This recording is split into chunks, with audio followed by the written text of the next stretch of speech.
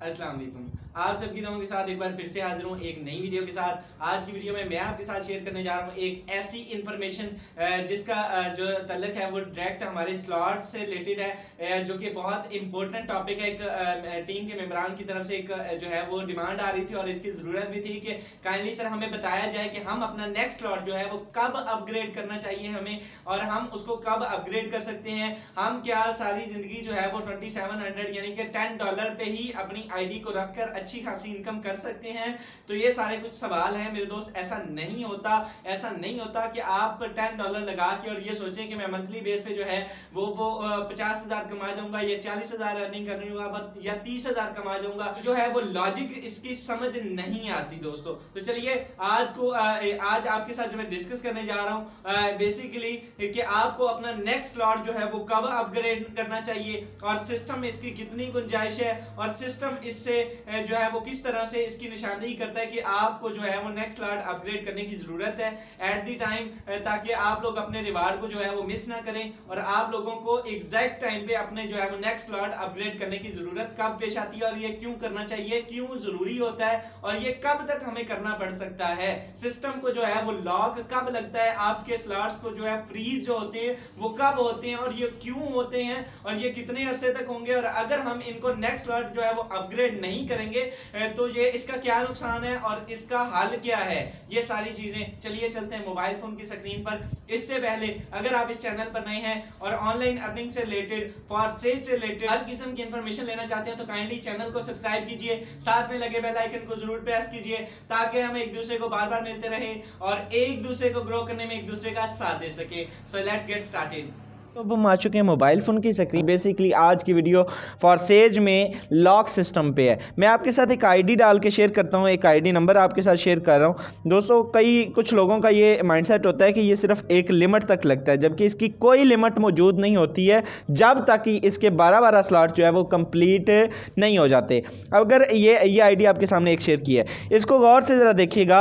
अगर इसमें हम आए तो इस बंदे ने अच्छे खासे स्लॉट्स अपग्रेड किए हुए हैं, 8-8, 10-10 स्लॉट्स जो है वो अपग्रेड किए हुए हैं और अच्छी इनकम भी की हुई है। लगभग $60,000 ये 2-3 माह के अरसे में कमा चुका है। अब यहाँ पे हम आके अगर देखते हैं तो यहाँ पे चेक कीजिएगा कि इस बंदे के X3 के अंदर 10 स्लॉट ओपन है। कितने?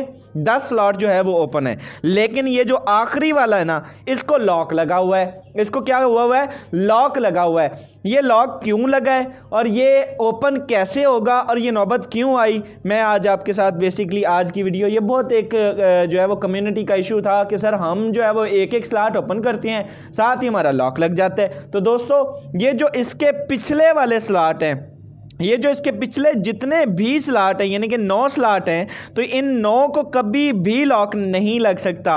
ये सारे के सारे बार बार आपको रिटर्न देते रहेंगे, ये रिसाइकल होते रहेंगे, बार बार फिल होते रहेंगे, खाली होते रहेंगे ऑटोमेटिकली। ये कभी भी लॉक का सामना नहीं करना पड़ता। लेकिन जो आखिरी वाला स्लॉट है ना, ये आखिरी वाला, ये जो आखिरी है, अच्छा जब आप इस आखिरी की सारी अर्निंग निकाल के यूज़ कर लेते हैं, खा लेते हैं, देन नेक्स्ट स्लॉट अपग्रेड नहीं करते तो सिस्टम विल बी ऑब्जर्व कि ये बंदा यहां से अर्निंग निकाल रहा है और अपग्रेडेशन नहीं कर रहा, तो ये आपको उस आखिरी वाले स्लॉट को सिर्फ स्टक कर देगा, वो आखिरी वाले को स्टक कर देगा। अब हम इसका X3 ओपन करके देखते हैं कि भाई वाकई इसने सारे की अर्निंग निकाल ली है। तो ये चेक कीजिएगा कि ये X3, ये चेक करें, X3 140 बार रिसाइकल हुआ है, ठीक है।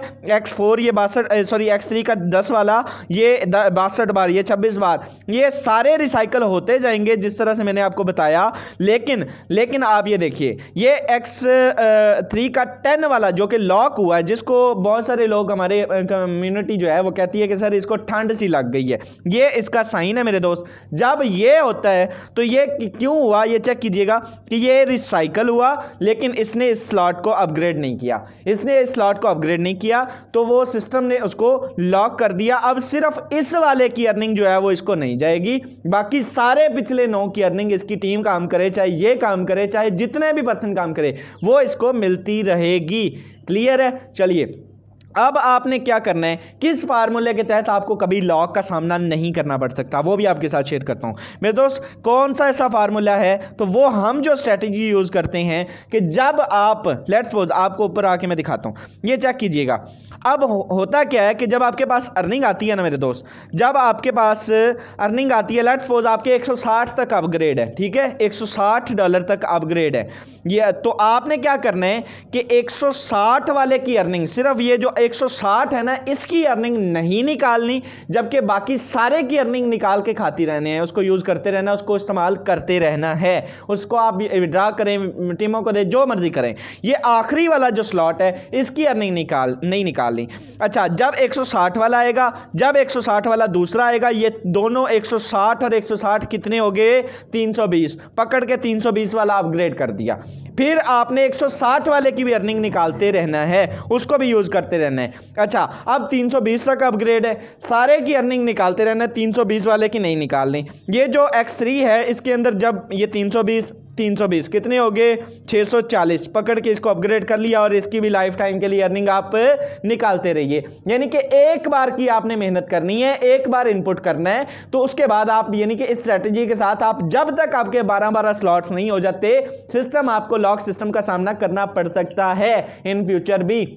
अच्छा, इसका अब सबसे जो बड़ा इशू है कि आपने, अच्छा अब इसमें जो है वो आपने इससे बचना कैसे है, तो मैं आपको सिंपल एक मशवरा देता हूं, इसमें वापस आते हैं मेरे दोस्त, और मैं आपको बताता हूं कि अगर आपने जिस लेवल तक काम करना है, आपने जिस स्लॉट तक काम करना है, ठीक है, अगर आपके पास, आप समझते हैं कि मेरे पास 5 स्लॉट तक जो है वो ज्वाइनिंग आ सकती हैं, ठीक है, 1 2 3 4 5 तक, तो आपने 6 लेवल इसमें ऑलरेडी ओपन करके रखने हैं, ठीक है, 6 लेवल आपने कम से कम आपने ओपन करके रखने हैं, यानी कि 5 तक आपका बार बार रिसाइकल होता रहे। और अगर आपको कोई छठा बंदा पहुंच जाए, अगर कोई बंदा आपकी टीम में छठा स्लॉट अपग्रेड कर ले, देन एक चीज मैं हमेशा कहता हूं कि अपलाइन को हमेशा अपनी टीम से एक कदम आगे रहना पड़ता है। जब आपकी टीम में आपके बराबर के लोग आ जाए, आपके बराबर के स्लॉट हो जाए, तो आप पकड़ के अपना नेक्स्ट स्लॉट अपग्रेड कर लीजिए, ताकि आपको किसी मुश्किल का सामना ना करना पड़े और आपको इन फ्यूचर, अच्छा लेट्स सपोज तब क्या होगा अगर आपकी डाउन में आने वाला पर्सन आपसे ज्यादा जो है वो स्लॉट अपग्रेड कर लेता है, तो फिर क्या होगा वो भी दिखाता हूं, इसी वीडियो के अंदर दिखाता हूं।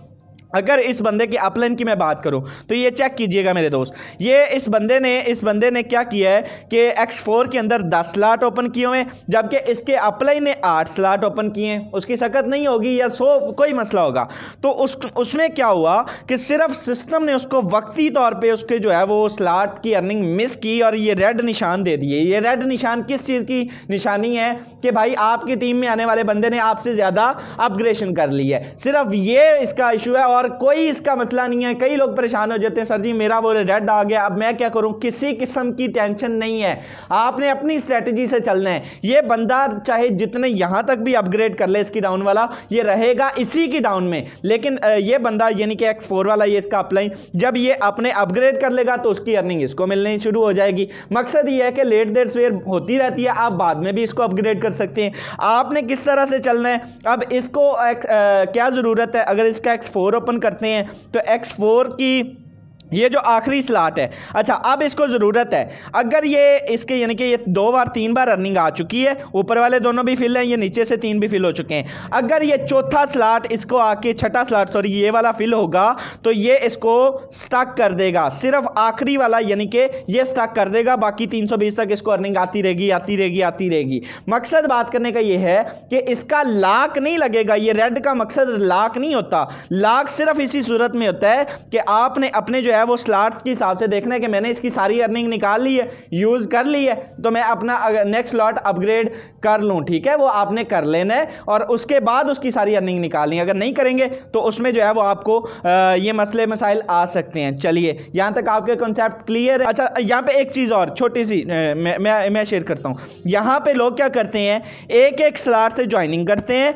ठीक है, X3 में भी एक X4 में भी एक। उसमें क्या होता है कि आप ये चेक करें कि जब X3 की अगर बात करें, X3 जो है यहां पे 2 बार आपको अर्निंग देता है, ठीक है, ऐसा ही है ना। तो मैंने अभी क्या बताया है कि जब X3 2 बार अर्निंग दे देगा, देन आपको ये थर्ड वाला वो रिसाइकल करके आपके लॉक को, आपके स्लॉट को स्टक कर देगा, वहां पे फ्रीज कर देगा। तो लोग कहते हैं कि सर ये 2 ही लगाए थे, ठीक है, 2 ही बार अर्निंग आई थी और X4 से तो ऊपर वाले 2 की अर्निंग उधर चलेगी ना, अपलाइन और उसकी टीमों में चलेगी। ये 2 ही बार अर्निंग आई थी, $10 ही कमाए थे और 10 से आप इसका अगला स्लॉट अपग्रेड। जब ये करना पड़ता है और उनको इस चीज़ का नॉलेज नहीं होता तो लोग कहते हैं कि सर देखें ये जितने कमाए उतने ही लगा दिए, फिर ये तो कोई फ़ायदा नहीं हुआ। तो भाई हमेशा ये चीज़ समझाई जाती है, मैंने हमेशा ये चीज़ रिपीट की है अपने सेशंस में भी, अपने यूट्यूब की वीडियोज़ के अंदर की भी, कि $10 से सिर्फ आईडी एक्टिवेशन होती है, सिर्फ आईडी एक्टिवेशन होती है। $10 से आप अगर अच्छी इनकम करनी है, लॉक सिस्टम से बचना है, तो कम अज़ कम 2-2 स्लॉट से आप ज्वाइनिंग करें। कम अज़ कम आप 2-2 स्लॉट से अगर इस सिस्टम के अंदर इनपुट करते हैं, उससे होगा क्या वो भी सुन लीजिए। जब आप 5 और 10 और 5 और 10 X4 के अंदर ये $30 से ज्वाइनिंग करते हैं, यानी कि ये चेक कीजिए 2 स्लॉट इसमें 2 इसमें, कम अज़ कम भी अगर इसमें आप करते हैं तो उससे क्या होगा कि चाहे आप ये $10 वाली $10 वाली यानी कि 5-5 $10 वाली 1000 ज्वाइनिंग भी करवा लें तब भी ये कभी स्टक नहीं होगा, जिम्मेदारी से बात कर रहा हूं। लेकिन जब आप 30-30 की करवाने लग जाएंगे फिर आपको नेक्स्ट अपग्रेडेशन की ज़रूरत होगी। तो ये इस सिस्टम को समझने की देर है, ऐसा नहीं है कि जितने लगाते जाते हैं उतने आप कमाते जाते हैं। अगर मैं आज अपनी बात करूं तो मैंने सिर्फ 2000 से $2500-3000 लगा के $18,000 की अर्निंग कर चुका हूं। तो ऐसा ये गलत कॉन्सेप्ट है, आप इसको समझें, इसके जो है वो स्ट्रक्चर को समझें। होप सो वेल आपको ये वीडियो हेल्पफुल होगी आगे टीमों को सही गाइड करने के लिए, आगे जो है वो क्लाइंट को सही गाइड करने के लिए ये आपके लिए बहुत ज़रूरी थी। तो और इसकी बहुत डिमांड भी थी। वीडियो अगर अच्छी लगी हो तो काइंडली लाइक कर दीजिएगा, साथ में चैनल को भी सब्सक्राइब कर दीजिएगा ताकि फॉर सेल से रिलेटेड जितनी भी इंफॉर्मेशन है, जो भी इंफॉर्मेटिव वीडियो है वो आपके साथ पहले भी शेयर करते आए हैं, आगे भी इंशाल्लाह इन फ्यूचर शेयर करते आएंगे। थैंक यू, मिलते हैं आप सबसे अगली वीडियो में। अल्लाह हाफिज़।